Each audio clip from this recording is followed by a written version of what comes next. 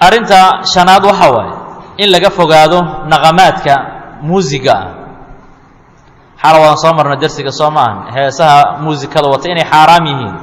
inaad telefoonkaaga cod uga dhigto ku xirtana ayadana waa la mid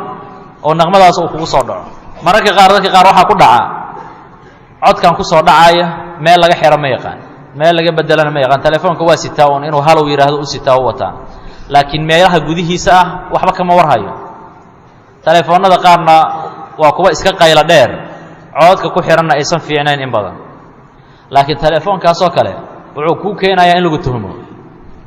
oo la isiraado ninkan weyn waa maxay waxa telefoonka u saaran waa ina marka iska ilaaliso min baab innaha safiya nabiga kaleey salaam mawdi'u tuham aad iskaga dhowray asadana rasuulullaahi wuxuu innaha safiya markii uu siiri xaaska ama dadka qaar isiraadaan rasuulka kaleey salaam naago la socday labadii nin ee socodka boobsiisay wuxuu yiri tartiib u socda gabadha ila socota safiya waa asoo markaa rabo inuu u sheego inay xaaskiisa tahay wixii tuhma keeni kara inuu iska ilaaliyo raba qofka muslimka telefoonada noocaas oo kala ah ee aadan hubin ama aadan wax ka bedeli karin qof yaqaan u geey codka laga bedelo ama iska xir codkiisa ama iska dami ala kulli xaal naqamaadka noocaas ah oo heesaa ah waa in laga taxadaro in telefoonadu ay ku soo dhacaan